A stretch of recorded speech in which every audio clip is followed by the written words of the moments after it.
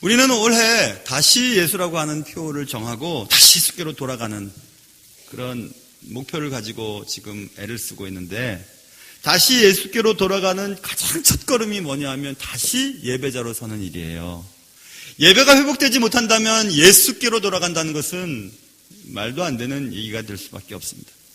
사랑하는 성도 여러분, 오늘도 말씀을 통해서 예수께로 돌아가기 위해 가장 먼저 해야 될 다시 예배자로 서는 일, 이 일이 어떻게 그때 거기서 진행되어졌는지를 살펴보고 오늘도 우리의 삶 속에서 적용시켜 나갈 수 있는 귀한 은혜가 있기를 주님의 이름으로 축원합니다.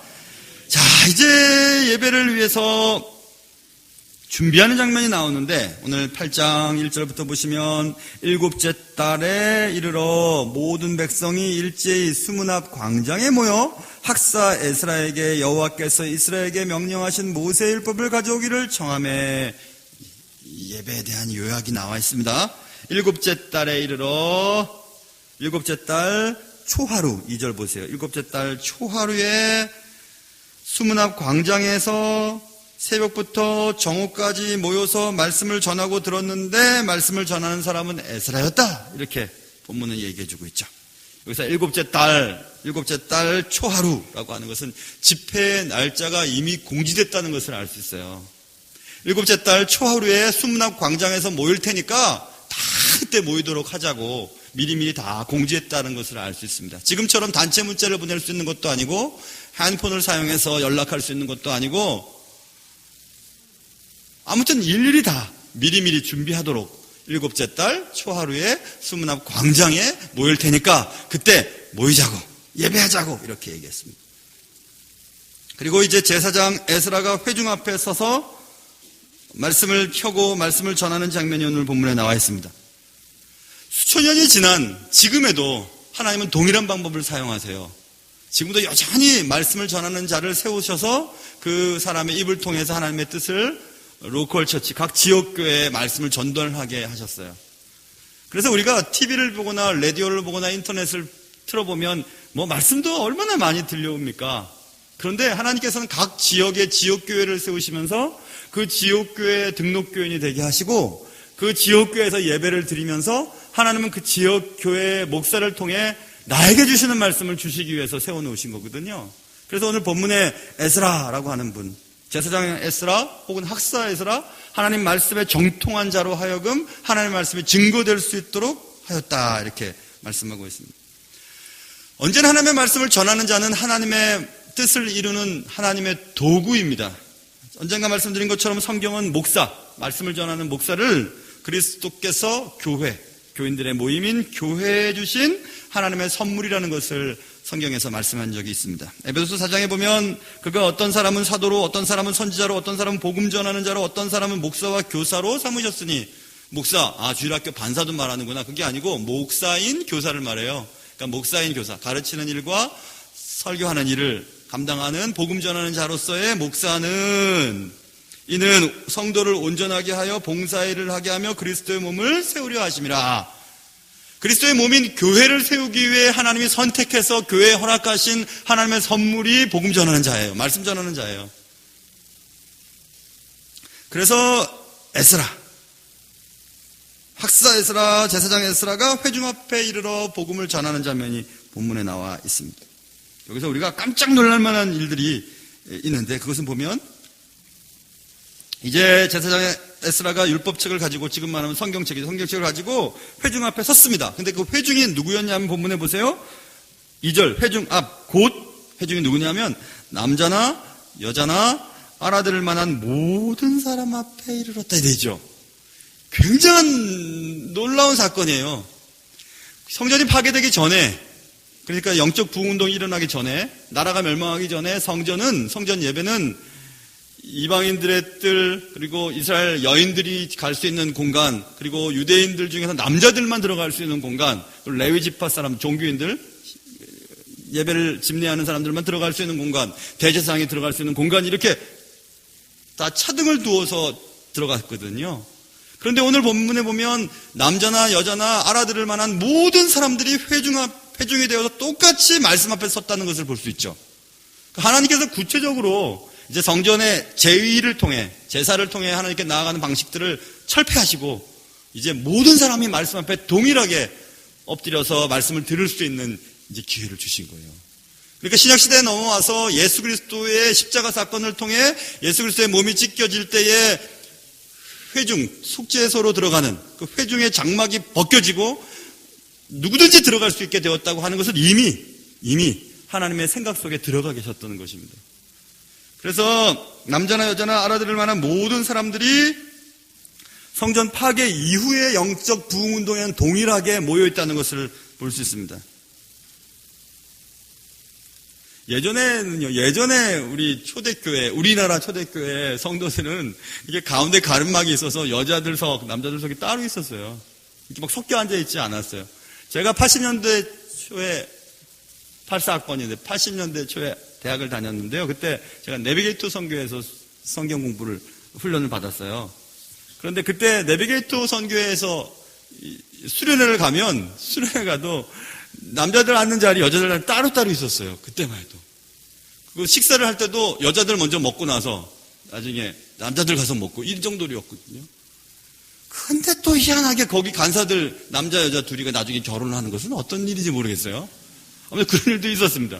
그만큼 남자 여자가 구분이 있었고 또 그 전에 구약 때에는 여자들은 예배 제사도 드릴 수 없을 만큼 그렇게 구분이 지어졌는데 오늘 본문에 보면 영적 재건 운동이 벌어지는 그때에는 남자나 여자나 알아들을 만한 모든 사람들은 수문 앞 광장에 모여서 말씀을 들었다. 이 대단한 일입니다. 하나님의 그 구원의 폭이 역사가 흐름이 얼마나 확대되고 있는 것을 알 수 있죠. 그리고 또 오늘 본문에 보면 그래서 신약시대에 넘어가보면 바울이 이런 얘기합니다. 너희는 유대인이나 헬라인이나 종이나 자유인이나 남자나 여자나 다 그리스도 예수 안에서 하나이니라 이렇게 되어 있습니다. 그래서 예수 안에서는 우리 다 하나예요. 그런데 제가 가끔씩 얘기하는 것처럼 교회에 계급이 들어오게 되면서부터 뭐 집사님은 신앙이 어떻고 권사님은 어떻고 장로님은 어떻고 안수사 이거 아닙니다. 단지 교회가 하나님의 일을 하기 위해 역할 구분으로 만들어진 것뿐이지 내가 어떤 직분을 가졌다고 해서 어떤 정도의 신앙생활을 할 수 있고 그 정도의 신앙의 수준이라고 믿는다는 것은 잘못된 것입니다. 교회는 계급이 없어야 돼요. 누구나 남자나 여자나 하나님의 말씀을 들을 만한 사람들은 모두 다 말씀 앞에 똑같이 회중 가운데 모여 있는 것입니다. 그렇게 이제 예배가 진행되고 있었어요. 그때 언제부터 언제까지 있는지 본문에 써 있습니다. 본문에 보시면 3절 수문 앞 광장 다 모여서 정해진 날, 정해진 시간에 모였습니다. 근데 언제부터? 새벽부터 정오까지 모였어요. 그냥 농담 삼아서 목사들끼리도 혹은 이렇게 얘기해요. 누가 새벽 예배를 만들어가지고 이 목사들이 평생 이거 새벽 예배 한다고 힘드냐? 저희 막내도 아빠 목사 하는 거 보니까 좋아 보이거든요. 그래가지고 언젠가 예전에 나도 목사 되는 것도 괜찮겠다 그러더니 새벽 예배, 특별 새벽 예배인가요? 언제 한번 따라오더니 새벽 예배 때문에 자기 목사 못 하겠다고 얘기해야 돼. 새벽 예배 때문에.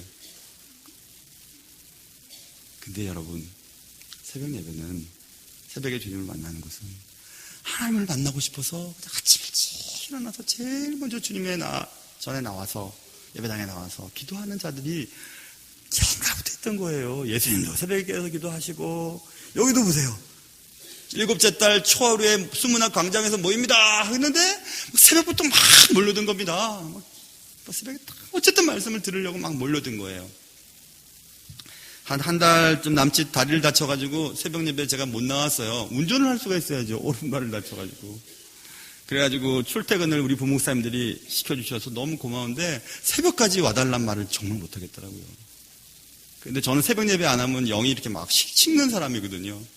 새벽 예배를 못하니까 너무 힘든 거예요. 나는 힘들어 죽겠는데, 아니 살겠는데 우리 성도들 가운데서는 야 담임 목사님 안 나오니까 이번만큼 우리도 푹 쉬자. 그래가지고 막 30명씩 차이가 났대요. 통계를 보니까 그렇더라고요. 30명씩 막 떨어져 나가고 새벽 예배 안 나오고 누군지 제가 다 모릅니다. 그러나 그러면 안 돼요, 여러분. 주님 만나고 싶어서 새벽에 나오는 것은 누구 보려고 하는 거 아니죠. 누구 보려고 하는 거 아니에요. 본인 위해서 하는 건데 그렇게 하신 분이 계시다면 나쁜 사람들이에요. 그래서 지금 그러면 안 돼요. 아침에 딱 일어나서 가까우신 분들은 예배당에 와가지고 기도하고 하루를 시작하고 하나님이 내 삶의 주인 되어주시고 나를 인도해 주시고 오늘 만나서 해야 될 일들과 내 자녀들과 또 내 사업과 내 인생을 지켜주세요. 저 외국에 있는 자녀들 또 군에 있는 아들들 지켜주세요. 시집간 딸들 용돈도 잘 안 주는데 요즘 용돈 주게 해주세요. 막 이렇게 기도해야 되는 거잖아요. 기도해야 되죠. 새벽부터 정오까지 낮 12시까지 예배를 드리는 거예요. 요즘은요 1시간만 넘어가면 막 근질근질합니다. 왜 안 끝나는지 배고파 죽겠는데 막 끝나달라고 목사님이 설교 준비를 잘 안 했나 보다. 장로님 기도가 오늘 왜 이렇게 길지 하면서 막 오만 생각을 다 해요. 근데 이때는 말씀에 그리운 사람들은 새벽부터 정오까지 모여있어요. 수문 앞 광장에. 멋지죠. 예배 회복이에요. 예배 회복. 그동안 예배를 드릴 수 없어서 바벨론의 포로로 잡혀가서 1세대, 2세대, 3세대로 지나가면서 얼마나 예배를 드리고 싶었는지 시편에 보면 막 찬양을 하고 싶어서 그렇다.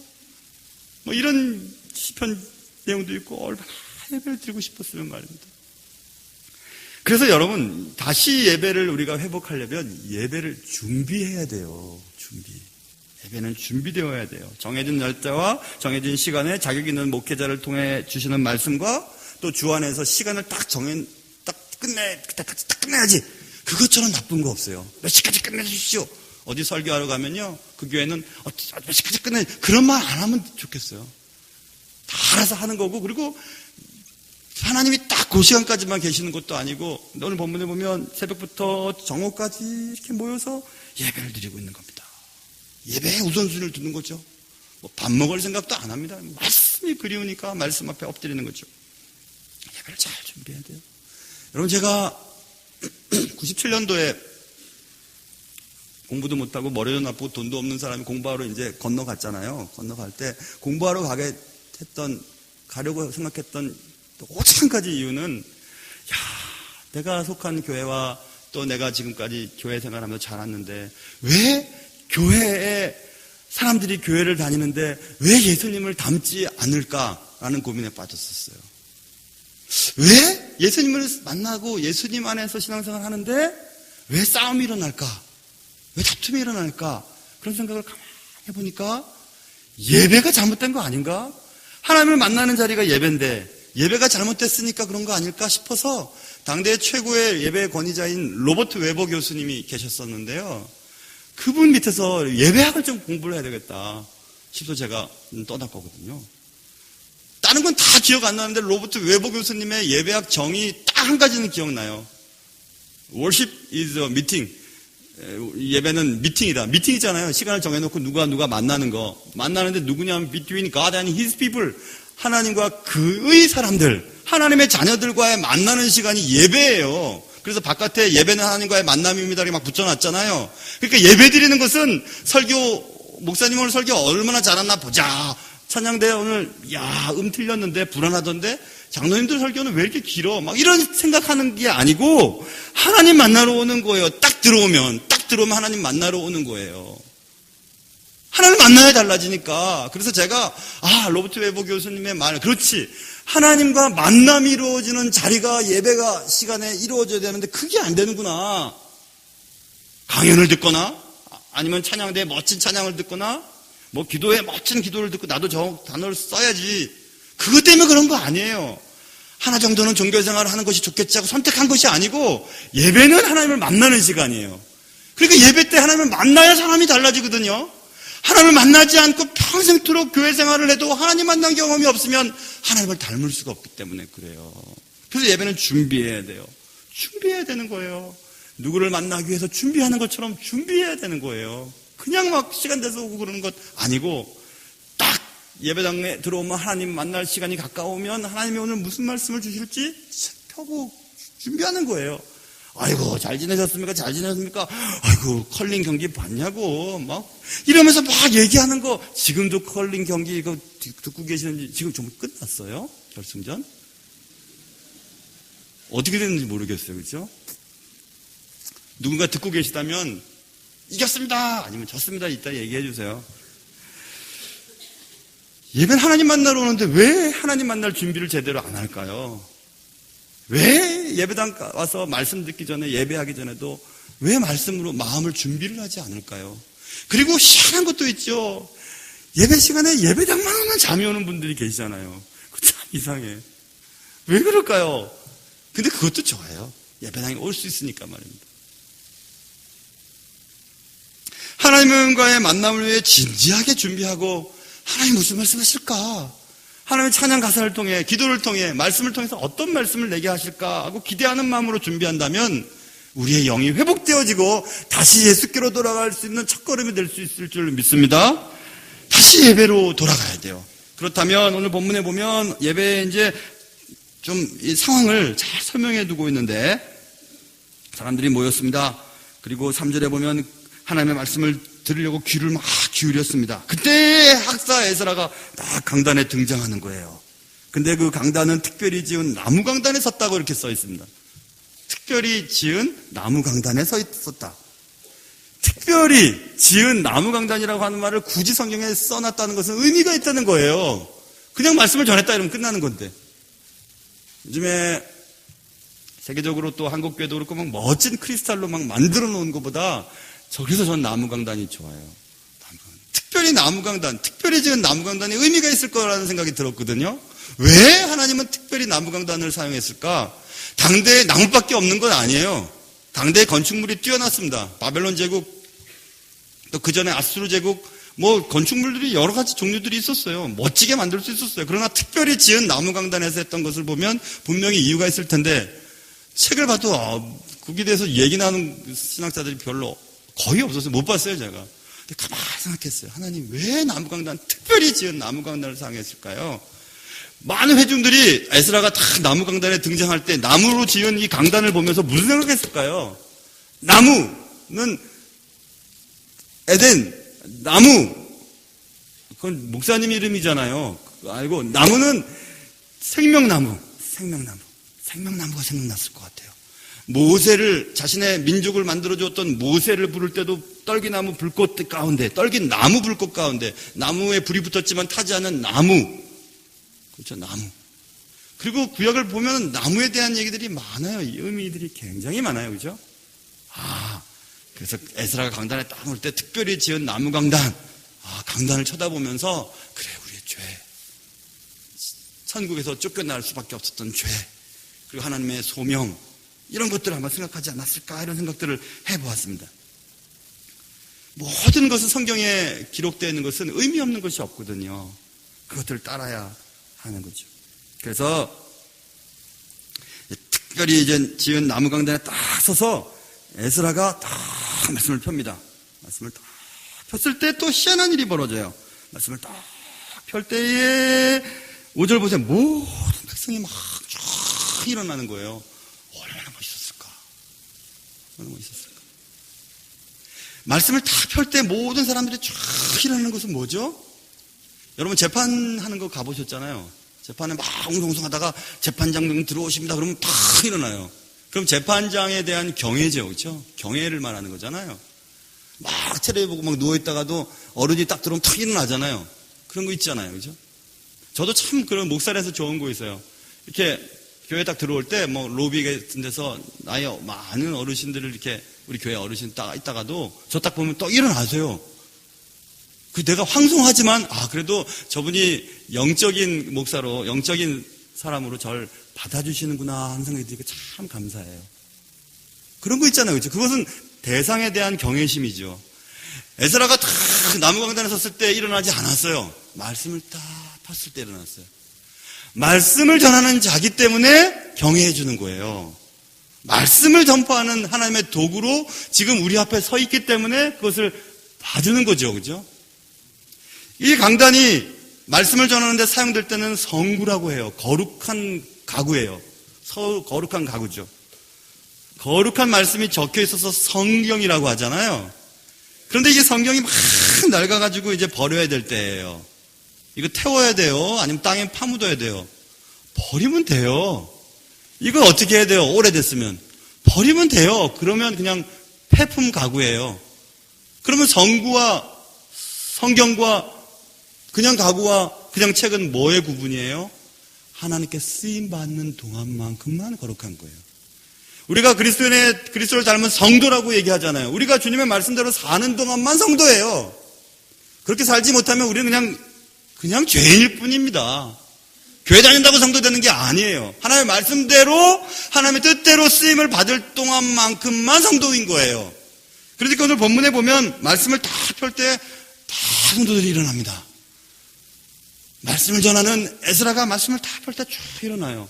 개혁교회 여러분, 스코틀랜드나 혹은 미국의 개혁 전통을 이어받은 교단, 제가 다녔던 학교에서 채플 시간에도 말씀 펼 때 다 일어납니다. 말씀을 주실 때 다 일어나요. 왜냐하면 말씀은 하나님의 살아계신 임재의 얘기잖아요. 하나님 지금 말씀하십니다. 말씀을 전하는 자의 입을 통해서 지금 하나님이 말씀하십니다. 오늘 주시는 말씀을 말씀 전하는 자의 입을 통해서 전달합니다. 그러니까 경외감을 갖는 거예요. 다 일어나는 거예요. 얼마나 멋있었을까? 숨락 광장의 모든 사람들이, 남자, 여자, 말씀을 들을 만한 모든 사람들이 쫙 일어나는 겁니다. 말씀을 펼 때. 야, 얼마나 멋있었을까? 그 말씀에 대한 경외가 예배의 기초가 돼야 되는 거예요. 여러분 말씀 오래도록 들으셨잖아요. 말씀 다 안다고 생각하시잖아요. 그래서 막 예배당에 와도 감동도 없고 잠만 오고 감동이 없는 거예요. 자, 보세요. 이제 말씀을 다 듣습니다. 말씀을 다 읽기 시작하고 말씀을 전하기 시작합니다. 그러자 보세요. 에스라가 위대하신 6절입니다. 하나님 여호와를 송축하며 모든 백성이, 그 백성이 어떻게 됐죠? 일어나 있는 백성들이죠. 백성이 막 손을 다 들고 아멘, 아멘 하면서 막 해요. 얼마나 멋있었을까? 얼마나 아름다웠을까? 아멘 하면서 응답합니다. 이런 모습들이 있어야 되죠. 제가 워낙 제가 친절하고 젠틀하잖아요. 그래서 성도들의 반응에 상관없이 저는 말씀을 전하는데, 어떤 교회 가니까 막 아멘 안 한다고 막 목사님들이 막 호통을 치고 막 그런 분들 계시더라고요. 저는 그렇게 안 하죠. 저는 친절하니까, 저는 젠틀하니까. 근데 여러분 마음속에서는 아멘 해야 돼요. 받으셔야 돼요. 말씀을 전하러 교회마다 가면요, 저도 예전에 참 많이 다녔는데 여러 교회, 이제 좀 다니려고 그래요. 저도 이제 교회도 안정됐고 제가 필요한 것 같지도 않고, 그래서 막 다니려고 해요. 다니려고 하는데, 그래서 이번 주도 세미나 인도하러 가려고 하는 거예요. 근데 말씀을 딱 이렇게 전하잖아요. 전할 때 말씀이 탕 튕겨 나오는 교회가 있어요. 그건 설교자들만 알아요. 이상하게 말씀을 전하는데 말씀이 팅 튕겨 나와요. 성도들 가운데서 그래요. 말씀을 전하는데 저기서 팅 튕겨 나오고 저기서 팅 튕겨 나오는 느낌이 있어요. 그거 영적으로 느껴져요. 그거 이상하죠? 분명히 똑같은 말씀이고 똑같은 시간에 똑같은 환경 속에서 말씀이 전하고 들려지는데 말씀이 들어가지 않는 거예요. 들어가지 않아요. 그런데 오늘 본문에 보세요. 다 일어나가지고 아멘, 아멘. 그 말이 진실합니다. 그 말이 진짜 내 삶에 이루어지길 원합니다. 아멘, 아멘 하는 거예요. 그리고 어떤 사람들은 말씀을 듣고 얼굴을 땅에 파묻어요. 땅에 대고 막 경배를 해요. 도저히 서 있을 수가 없는 거죠. 하나님 앞에서의 나의 모습이 너무 초라하고 너무 부끄럽고 하나님의 은혜가 너무 감격적이니까 서 있을 수가 없는 거예요. 막 엎드려집니다. 그래서 막 얼굴을 대는 거죠. 말씀의 능력은 말씀을 받을 때 나타나요. 말씀에 어떤 반응을 보이느냐에 따라서 그 사람의 삶이 달라지게 되거든요. 그래서 오늘 본문에 보시면요, 막 여호와께 경배를 막 합니다. 그리고 7절에 넘어가 보면 그때 이러이러한 사람들의 이름이 쭉 기록되어 있는데, 그런 사람들은 백성이 제자리에 서 있는 동안 그들에게 율법을 깨닫게 하였는데, 하나님의 율법책을 낭독하고 그 뜻을 해석하여 백성에게 그 낭독하는 것을 다 깨닫게 하니, 무슨 말이냐면요, 에스라가 막 말씀을 읽고 선포했어요. 근데 듣긴 들었는데 이해를 못하는 부분들이 있죠. 그러면 곳곳에서 사람들이 이 말씀의 뜻은 이것입니다, 이것입니다 이렇게 알려주는 거예요. 그러니까 여러분 신앙생활도 교회 오래 예배만 잘 참석해도 잘할 수는 있지만 예배에 참석하는 것만 갖고는 안 돼요. 왜냐하면 무슨 뜻인지 모르니까. 그럴 때는 말씀을 체계 있게 가르쳐주는 성경 공부 모임에 참석해야 돼요. 구역예배 참석하든지, 이번에 봄을 맞이해서 성경 공부가 이제 개설되는데 참석해서 말씀을 들어야 돼요. 여러분 신앙생활 오래 했다고 빤하게 안다고 하지만 저한테 한번 와보세요. 내가 몇 가지만 물어볼게요. 진짜 모르시더라고요. 성부하자 그러면 아마 겁낼걸요. 내가 물어보면 대답을 못 하시니까. 잘 모르더라고요. 몰라요. 성경의 중심이 뭔지, 교리적인 근간은 뭔지 그걸 모르면서 성경을 안다고 하나님 만나러 온다고 하는 것은 잘못된 거죠. 저는 본문에 보면 에스라는 말씀을 증거하고 예수아라고 써있는 7절에 이런 사람들은 옆에 사람이 무슨 뜻인지 알려주는 겁니다. 가르쳐주는 거예요. 그래서 나는 교회에 그냥 예배만 참석할 거야. 그것도 감사해. 하지만 예배도 참석하고 구역 예배도 참석하고 성경 공부도 참석해야 돼요. 그래서 공부해야 돼요. 그렇다고 또 아무 데나 가고 그러면 안 돼요. 가르쳐준다고 막 아무 데나 가면 집안도 망합니다. 그러면 안 돼요. 어디 가고 싶다고 하면 저한테 알려주세요. 그럼 제가 거기 괜찮은 데인지 알려드릴게요. 그리고 우리 교회, 우리 본교회에서 하는 데는 왜 참석 안 하겠어요? 해야죠. 그래서 율법을 이제 막 깨닫고 그랬어요. 깨닫는데 깨닫자마자 9절 보세요. 백성이 율법의 말씀을 듣고 깨닫자 우는 거예요. 막 우는 거예요. 여러분 언제 우리가 울게 되죠? 우리가 우는 것은 기쁠 때 울고요. 슬플 때 울어요. 얼마 전에 아까 그 컬링 얘기하는데 여자 컬링이 뭐지 하는 분들은 죄송하지만 요즘에 올림픽에 막 빗자루질 막 하는 거 있어요. 빗자루질 막 해가지고 진공청소기, 로봇 청소기 막 딸려오는 거 막 하는 거 그거 일본을 이겼잖아요. 며칠 전에. 이야 진짜 기쁘더래요. 기쁘던데 연장전에서 이겼잖아요. 1점 차이로. 야, 그때 눈물 날 것 같대요. 아무튼 일본과 관계되시는 분들은 잠깐 귀 막으세요. 일본하고는 눈싸움을 해도 이겨야지 기분 좋아요. 뭐든지 일본하고는. 그렇죠? 이상하죠? 일본하고는. 이겨야지 기분 좋지. 지면은 막 죄 짓는 것 같고 막 그러잖아요. 근데 이겼어요. 그때 기분이 얼마나 좋은지. 여러분 그렇잖아요. 그리고 또 너무 슬플 때도 눈물이 나죠. 그러니까 어쨌든 이 이스라엘 사람들이 슬프거나 기뻐서 울은 거예요. 왜 기뻤을까? 왜 슬펐을까? 슬픈 거는 말씀을 듣다 보니까 난 죄인이구나. 난 용서받을 수 없는 죄인이구나. 내 죄가 생각난 거죠. 왜 이 나라가 이렇게 황폐해지고 성전은 파괴되었고 우리는 왜 거기에 포로로 잡혀갔고 이 나라를 다 잃은 백성으로 이렇게 살게 되었지? 왜 그랬지? 성경에 써 있는 거예요. 말씀을 들어보니까 알겠는 거예요. 하나님의 뜻대로 살지 않았구나. 성전에서 하나님이 임재하신다는 것만 가지고 나는 선택된 백성이다 하고 살다가 다 망해버렸잖아요. 그러니까 깨달은 거죠. 나 이렇게 살면 안 되지. 하나님 용서해 주세요. 하고 엎드려서 울고 또 어떤 무리는 그럼에도 불구하고 하나님이 우리를 다시 회복시켜 주시는구나 하는 것, 그 하나님의 은혜. 우리를 다시 예배할 수 있도록 우리를 부르셨구나.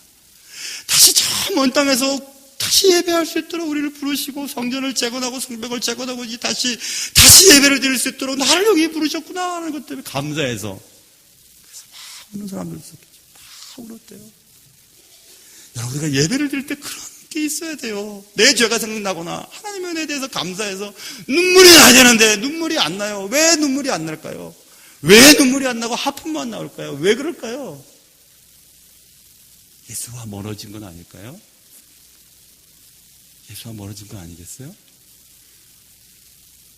찬양을 불러도 감동도 없고 말씀을 들어도 감동도 없고 예배당에 들어와도 감동도 없고 그런 사람이 되면 안 되죠. 하나님 만나는데 졸고 앉아 있어요. 계속. 졸고 있어요. 하나님도 살아가시죠. 그래. 얼마나 피곤하면. 네 피곤한 거는 일하다가 피곤한 게 아니라 어제 영어보다가 피곤하지. 많이 먹어서 피곤하지. 죄송하잖아요. 그렇죠? 감동이 없으면 예배가 회복되지 않으면 예수께로 돌아갈 수 없습니다. 주님 만날 수 없어요. 감동이 없는 걸요. 뭐 슬프지도 않고 기쁘지도 않아요. 말씀을 들어도 감동이 없어요. 잠만 오는 거예요. 재미도 없어요. 말씀을 듣고 다 그렇습니다. 어떤 사람에게는 회개의 눈물이고 어떤 사람은 감사의 눈물이었겠죠. 신앙생활의 회복은 눈물의 예배를 통해서 이루어집니다. 예배 성공과 실패는 그래서 설교자에게 달려있지 않고 예배자에게 달려있는 거예요. 설교자가 말씀을 엉뚱하게 전달하지 않으면 하나님 그 속에 임재해서 계세요. 여러분 설교자가 설교 한 편을 준비하려면 여러분 막 뚝딱뚝딱 해갖고 막 일주일에도 몇 편씩 우리나라 목회자처럼 설교 많이 하는 목회자가 어디 있어요? 저도 막 눈만 뜨면 설교 준비해요. 막 체크해놓고 눈만 뜨면 여러분은 쉬울 것 같아요. 난 제일 재밌는, 제일 쉬운 사람들이, 그분들도 어렵게 가수일 것 같아요. 가수는 노래 하나 히트곡 치면 여기도 똑같은 노래, 저기도 똑같은 노래, 여기도 똑같은 노래. 매년 몇십 주년 기념이라고 또 막 연말 되면 또 리사이트에서 또 돈 벌어가고 막 그런 사람들도 많은데, 어떤 교회는요, 목사님들 설교하는 것 일일이 다 확인해보고 막 인터넷에 찍어본대요. 조금이라도 비슷한 설교가 있으면 또 막 얘기한대요. 막, 아이고, 참, 때려주고 싶어. 사랑하는 성도 여러분, 말씀대로 받고, 말씀을 그냥 성경만 읽어도 거기서 은혜 받는 사람들은 은혜 받아요. 그 말씀으로 돌아가야 돼요. 예배로 돌아가야 돼요. 예배자로 서야 돼요. 그래야 예수께로 돌아갈 수 있기 때문에 그래요. 다시 예수로 돌아가는 방법은 다시 예배자로 서는 길밖에 없습니다. 올해 우리는 다시 예수라고 하는 표현을 정하고 새로운 한 해를 시작했죠. 벌써 2달이 지나가고 있습니다. 다시 예수께로 돌아가기 위해 가장 먼저 해야 될 것은 다시 예배자로 서는 거예요. 예배의 감격을 회복하는 거죠. 하나님이 기뻐하시는 예배를 준비하기 위해서 미리미리 준비하고, 예배당에 왔을 때 하나님의 말씀을 듣기 위해서 집중하고, 가장 최선의 컨디션을 유지하기 위해서 예배 시간에 컨디션을 맞추는 거죠. 미리 정해진 7째 달 초하루 날 수문 앞 광장에 모여서 예배합시다 라고 하는 공지를 들었으니까 거기에 맞추는 거예요. 모든 시간들을 맞추는 거예요. 그리고 새벽부터 정오까지 하나님 앞에 내 시간을 다 드리는 거죠. 하나님 말씀해 주십시오. 1시간 내에 결정해 주십시오가 아니라, 1시간 내에 끝내 주십시오가 아니라, 하나님 내게 말씀해 주십시오. 나를 살려주십시오. 내게 찾아와 주십시오라고 기대하는 마음으로 기다리는 거죠.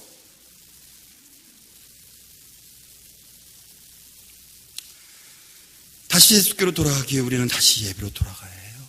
성경에 보면 인생을 막 살다가 실패하고 어려운 일 당하고 그러다가 이러면 안 되겠지 하고 다시 예배합시다 하고 다시 베델로 올라가서 예배합시다 하고 막 야곱 같은 사람들도 그렇고 다시 돌아가는 것은 예배자로 서는 거예요. 예배를 다시 회복해야 되는 것입니다. 예배를 잘 드려야 돼요, 여러분. 목사님 다리 아플 동안에 새벽 예배도 나도 입 싹 닫고 앉아갖고 따뜻하게 누워 계셔도 행복하지 않았을걸요. 누군지 제가 잘 알지만 아는 척 할 수는 없어요. 그러면 안 돼요. 기도해야 돼요. 우리 목사님 아프니까 나라도 대신 나가서 기도해야지. 그래야 되잖아요. 내일 새벽에 보겠습니다. 내일 기도할 거예요. 하나님, 내일 새벽에 기도해야 될 사람들 어쨌든지 화장실 가고 싶든지 어쨌든지 일어나게 해주세요. 오늘 밤에 물을 많이 드시고 주무시기 바랍니다. 기도해야 되죠. 왜 기도 안 해요? 왜 기도 안 해요, 여러분? 왜 기도 안 해요? 거만해 보이죠? 턱 뜨니까 김여정 같죠? 사랑하는 성도 여러분, 예배를 잘 드렸더니 울고 있으니까 느헤미야가 울지 마. 여기 지금 하나님의 임재가 있으니까 이날은 주의 성일이야. 기뻐해. 막 기뻐하자 했더니 진짜 또 그 말을 듣고 막 기뻐해요. 막 울다가 웃으면 어떻게 되는데 이 사람들도 막 울다가 막 기뻐갖고 막 즐거워해요. 막 기뻐가지고 보세요. 11절, 12절 보면 크게 즐거워했다. 결국 죄에 대한 고백과 하나님의 은혜에 대한 감기욕이 있으면 그 사람의 인생이 기쁨이 찾아오게 되는 거예요. 회개하면 기쁨이 찾아오고 하나님의 은혜에 감사하면 기쁨이 찾아오고. 왜 삶이 즐겁지 않고 지난주 저처럼 왜 그럴까요? 왜 그럴까요? 하나님과 관계에 대한 문제 아니겠어요? 사랑하는 성도 여러분, 그래서 큰 즐거움이 생기니까 내 소유가 내 것이 아니에요. 오늘 본문에 보세요. 막 나눠줘요. 가서 먹고 마시고 막 나누어주고 막 그래요. 이거 가져, 너 필요해, 가져. 먹어. 가져. 이렇게 됐죠. 초대교회도 똑같은 역사가 일어났죠. 성령이 임재하자 초대교회 성도들이 막 자기 것들을 막 교회에다 바치고 판 돈도 막 갖다 바치고 같이 막 나누어요. 막 나눠갖고 막 즐거워합니다. 즐거워요. 그래서 삶이 즐겁고 삶이 회복되는 거죠. 다시 예수께로 가려면 다시 예배자로 서야 돼요. 다시 예배가 회복되어야 돼요. 사랑하는 성도 여러분에게 그런 회복의 역사가 있으시기를 주님의 이름으로 축원합니다. 하나님 아버지, 다시 예수께로 나가고 싶습니다. 예배당에 들어오면 나 같은 사람도 교회에 예배 드리는 사람이 됐네? 이 어찌 은혜입니까? 지난주는 막 살았는데 그래도 다시 예배당에 들어올 수 있게 하셨으니 얼마나 감사한지 주님, 나 같은 죄인 불러주셔서 고맙습니다. 그리고 또 나 같은 죄인 주님 앞에 설 수 있나요? 하고 회개하고 감사하는 그런 감격적인 예배. 그리하여 다시 예수께 돌아가기 위해 다시 예배로 돌아가는 우리 모두가 되게 도와주시옵소서. 예수님의 이름으로 기도합니다. 아멘.